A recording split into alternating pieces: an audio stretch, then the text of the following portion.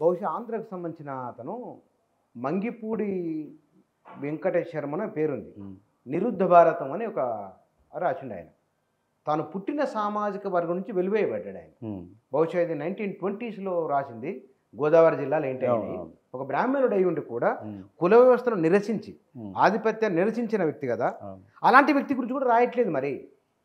అంటే ఇక్కడ ఆ వర్గాలన్నీ కూడా ఎప్పుడు కూడా వాళ్ళకు పాజిటివ్ అనుకునేది ఇస్తాయి, గుర్తుపెట్టుకో.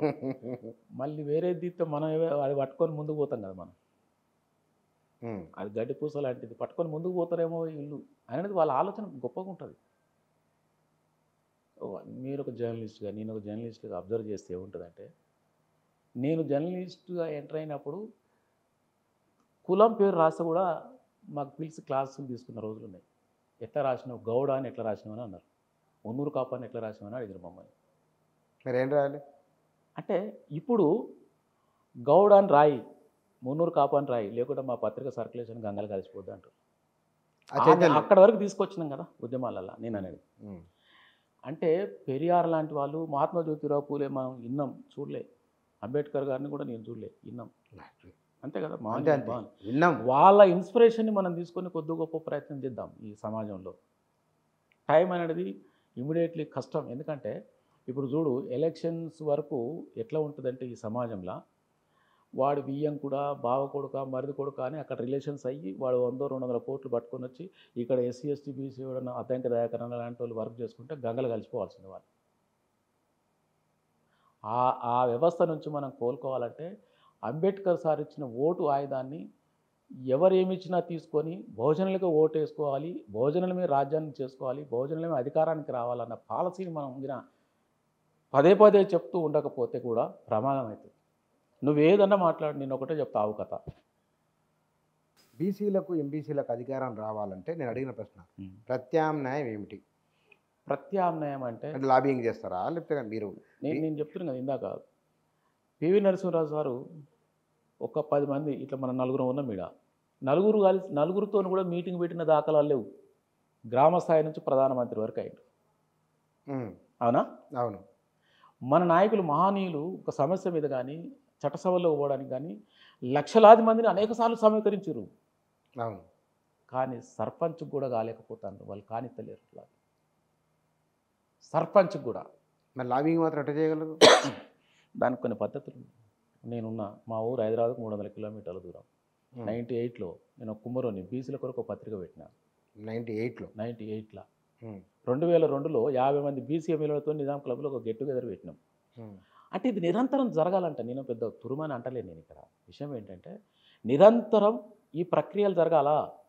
అప్పుడు చేసినారు పూలే సార్ కానీ అంబేద్కర్ సార్ కానీ, వాళ్ళు ఎదుటోడు ఎనకపోయినా వాడు చెప్పాల్సింది చెప్పారు, వాళ్ళు రాయాల్సింది రాశారు సమాజం కొరకు. తర్వాత వచ్చే జనరేషన్స్కి ఏది ఉంటుందో వాళ్ళు అప్పుడు వాళ్ళకి సెల్ ఫోన్లు వస్తాయని కానీ ల్యాండ్ ఫోన్లు వస్తాయని కానీ వాళ్ళ కలలు కనలే. ఇదంతా టెక్నాలజీ వస్తుందని వాళ్ళ కలలు కనలే. సమాజం కొరకు కలలు కన్నారు. వాళ్ళ సమాజానికి ఏం కావాలో అప్పుడే ఊహించి రాసిరు వాళ్ళు. దాన్ని మనం ఇన్స్పిరేషన్గా తీసుకొని ముందుకు పోతే ఇప్పుడున్న టెక్నాలజీని దానికి జోడించి డెఫినెట్లీ అధికారం వస్తుంది. ఓపిక మహనీయుల ఆశయాలు తప్పనిసరి మనం తీసుకోవాలి. ఇంకోటి, వాడేదో అనుకుంటాడు, ఈడేదో అనుకుంటాడు. మనం పోయి టీఆర్ఎస్ పార్టీలో వెలమల గురించి మాట్లాడితే ఏమో అనుకుంటాడు, కాంగ్రెస్ గాంధీ భవన్ పోయి రెడ్డోళ్ళ గురించి మాట్లాడితే ఏమో అనుకుంటారు అనేది వదిలేయాలి మనం. ఫస్ట్ ఆఫ్ ఆల్ మనం వదిలేసి మనకు దక్కాల్సిన న్యాయం గురించి అది ఏ వేదికైనా కానీ ఆ వేదిక మీద ఎవరన్నా ఉండని కాక మనకు జరిగిన అన్యాయాన్ని గొంతెత్తి చెప్పాల్సిందే. మైకు బంద్ చేసినా మన గొంతు నుంచి అది బయటికి రావాల్సిందే. అట్లాంటప్పుడే అట్లా చేసారు. మనకు ముందున్న వ్యవస్థ అంతా అట్లా చేసి పెట్టింది మనకి. లేకుంటే ఏడవుతుంది? ఇప్పుడు ఆనాడు వాళ్ళంతా ఇచ్చిన ఇన్స్పిరేషన్ కదా మనం ఈనాడు చదువుకొని కొద్ది గొప్ప నువ్వు నన్ను క్వశ్చన్ అడుగుతున్నావు, నేను నీకు ఆన్సర్ చెప్పగలుగుతున్నా. వాళ్ళు లేకుండా నేను ఎక్కడిది? అవునా? 100% అందులో డౌట్ లేదు. నేను వెనక్కిపోయేది ఏం లేదు. ఫ్యాక్ట్ అది. ఇంకోటి కూడా అంటే ఇంకోటి, ప్రపంచీకరణ రావడం వలన కూడా భారతదేశానికి మేలే జరిగింది. అది కుల వ్యవస్థను బద్దలు కొట్టగలిగింది, కుల సిస్టమ్ను అది ఆలోచింపజేయగలిగింది, కమ్యూనికేషన్ టెక్నాలజీ మనుషుల వారి అభిప్రాయాలను వ్యక్తీకరించే అవకాశం ఇచ్చింది. ఇది కూడా అంటే అది చాలా చాలా అంశాలు అంటే మార్పు అనేది అవసరం, అనివార్యం. మార్పుకు తగ్గట్టు మనం మంచిని కొంత తీసుకోవాలి, మార్పులో మనకు అవసరం లేని వదిలేయాలి. బహుజన వర్గం అంతా కూడా ఇప్పుడు సోషల్ మీడియా వచ్చింది. ఇంతకుముందు నేను పత్రికా రంగంలో పనిచేసేటప్పుడు ఏదైనా ఒక చిన్న ఒక మీటింగ్ జరిగినప్పుడు చిన్న కులాలకు రాయాలంటే నో ఛాన్స్. ఇప్పుడు అట్లా లేదు పరిస్థితి.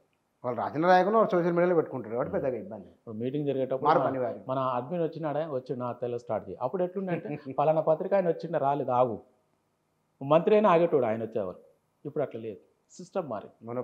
మహనీయులు ఇచ్చిన ఇన్స్పిరేషన్, ఇప్పుడు వచ్చిన సోషల్ మీడియా, ఈ రెండు జతగలకు భోజనాలకు రాజ్యం తేవాలి.